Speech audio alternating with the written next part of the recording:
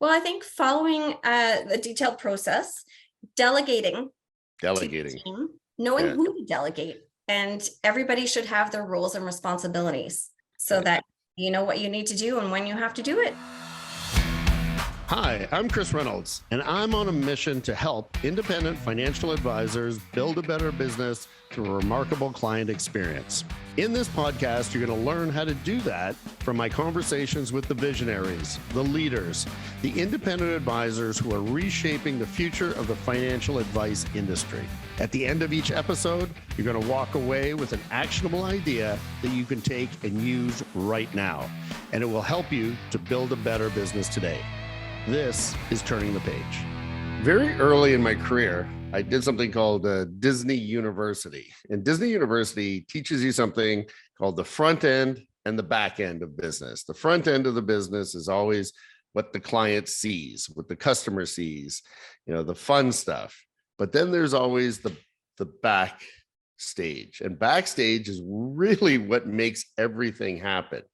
And on this podcast, we talk a lot about the front stage, the being on stage, but we never really talk about backstage.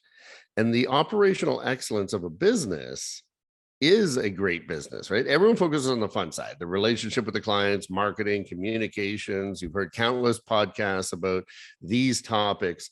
But what about the hard stuff? What about the things that really keep a business going? The administration, the paperwork, the scheduling, the efficiency, the technology. These are real meaty topics, and we never really hear too much about them. So today, I have a very special guest who's going to help us understand the real aspects of running a business. We have Lorraine Nolan, who I've known for a long, long time. She's literally grown up in the financial services industry. Her father was an advisor. He had a practice. She's had all kinds of different roles. She's worked in back office administration with clients. She's managed teams of employees. And she knows really what it's like to be at that backstage is what are all the things that are going on that make an advisor look good. And she has a process-driven approach that she helps advisors with, right across Canada. So I think it's going to be a great podcast to get to the real nuts and bolts of what keeps a business together. So Lorraine, welcome to our podcast. Hi, Chris. Well, thanks for having me today. I'm really excited. So let's start with, of course, telling us your story. How did you get here? How did you get through all of your extensive career to get to this point right now? I've been in the business. It's 35 years this year. I don't believe it. Been a long time. So I actually started in a bank when I was 17 years old. Oh, wow. And then, as you mentioned, I worked in my father's business.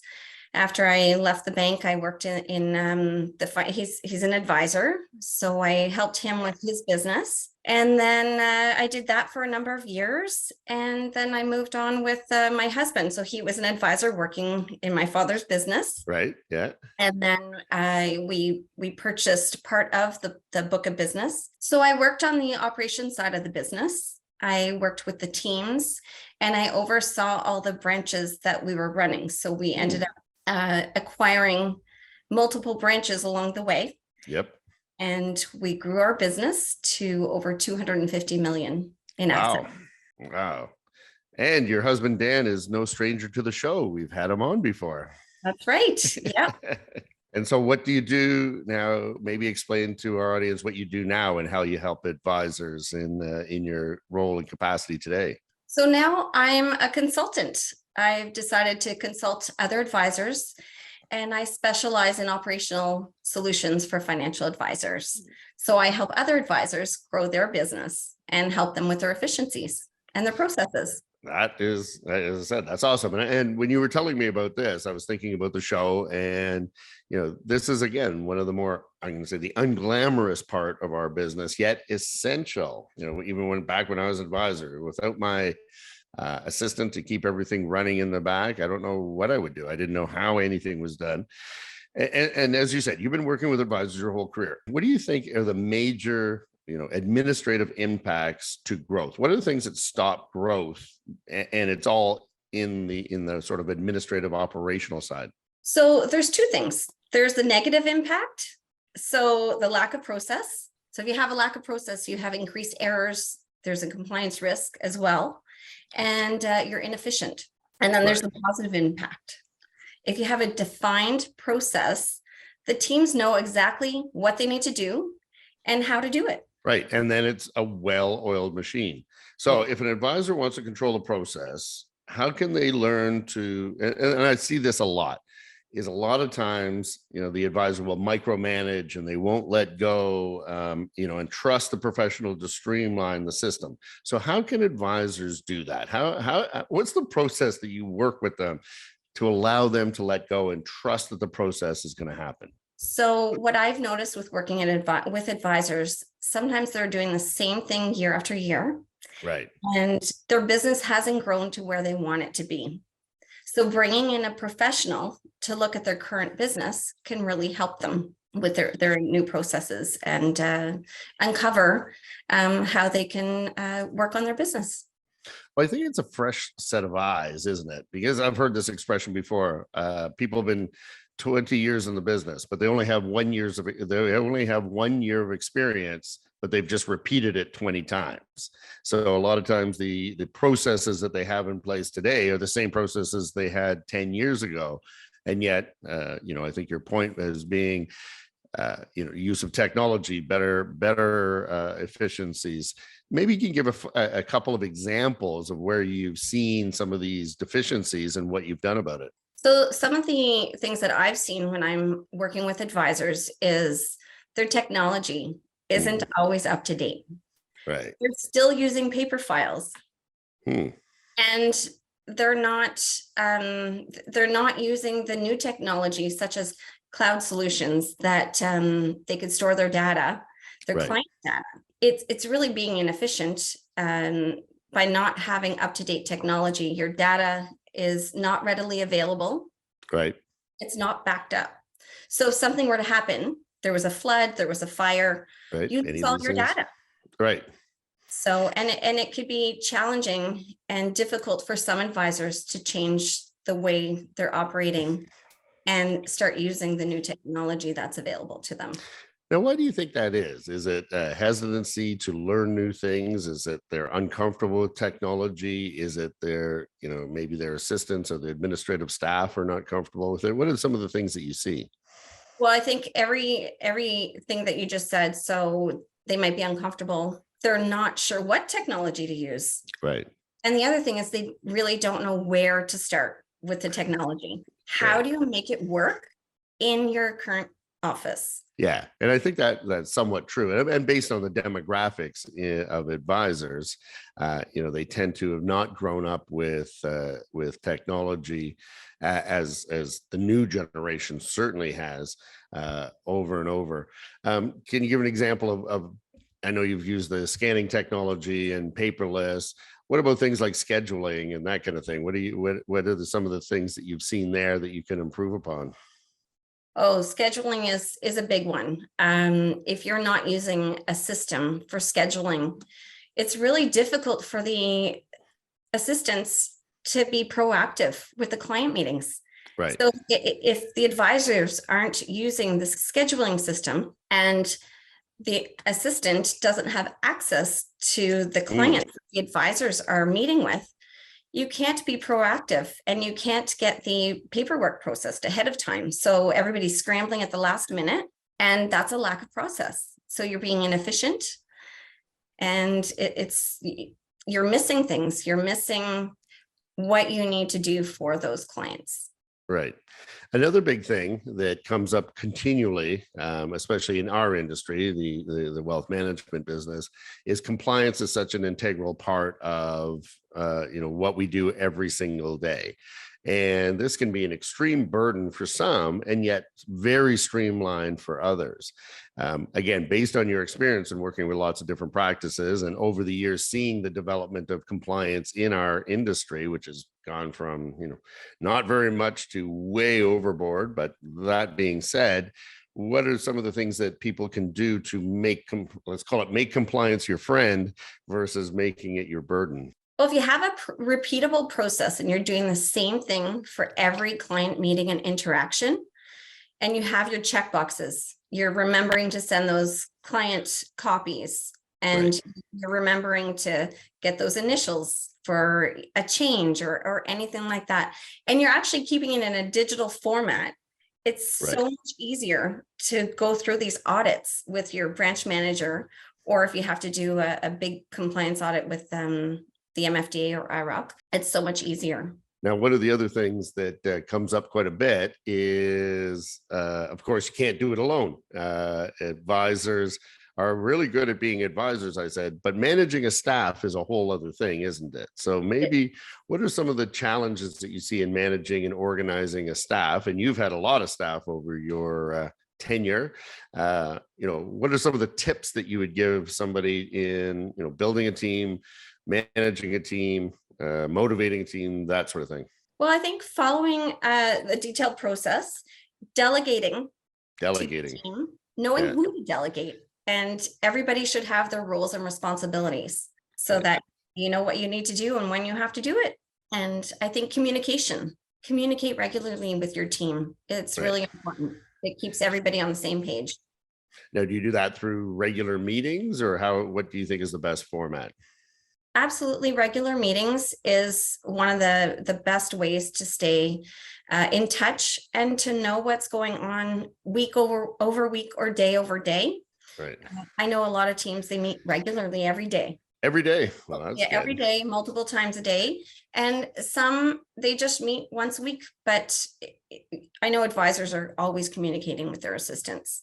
And it's easier now. Well, it's easier and harder. So with hybrid, right? So use of technology, we can use chat features if your assistant is working remotely, which is amazing. You don't always need to pick up the phone. You might just need to ask, your assistant a quick question. So those features are really good. And with the use of technology with a CRM, if you're really utilizing it to the full capacity, entering your tasks, it's easy to pull information digitally. Right. Yeah, it's all about consistency, use of technology. To your point, having set processes that you don't deviate from, that's what makes that, front stage, backstage. That's what makes that good backstage. So, wrapping up, if my listeners were to get 3 pieces of advice from you, and if you had to say, okay, if you only did these 3 things, you're going to run a better ship, you're going to have, a better, backstage, what would those 3 things be? So upgrade your technology. Number one, follow a detailed process. Everything you're doing in your office, from the time you have your client meeting to the time they leave the office, or any of your activities that you're doing for your business, follow a detailed process. It really helps reduce your errors. It makes you more efficient. And it helps you with your capacity. It gives you more capacity to work on your business or in your business. Right. Rather than on your business. No, I love it. So I don't know if you've listened to the show, but as you know, we do the rapid fire questions. So I have 3 questions for you. The first question is, what are you passionate about? I'm really passionate about helping advisors. I've been doing it for so long. I really like working with the teams, and I like seeing transformation in businesses and seeing them succeed. I love it. So the second question is, what is your most memorable interaction with a client? Give an example of you went in, worked with a client, and this was the result. One of my most memorable moments with a client was I actually took her to buy an iPad. Went iPad shopping. Yeah. I went iPad shopping, and I've known this client since I was about 8 years old. Oh, wow. Yeah, she's been a client forever, and she's still a client actually to this day. And Dan said to me, she needs a laptop. And I said, she doesn't need a laptop. She's in her mid 70s. What about an iPad? So he said, well, you take her shopping for an iPad. And I did, and she loved it. And she's actually on her second iPad now. Oh, wow. Yeah. Yeah. That's fantastic. That's the total client experience right there. When you take your client shopping for an iPad, that's the total client experience. And thirdly, how do you want to be remembered? I want to be remembered that I'm very family orientated. So I want to be remembered that I'm been there for my family, and I spend a lot of time with them. So I want to be remembered that it's really, family's really important to me.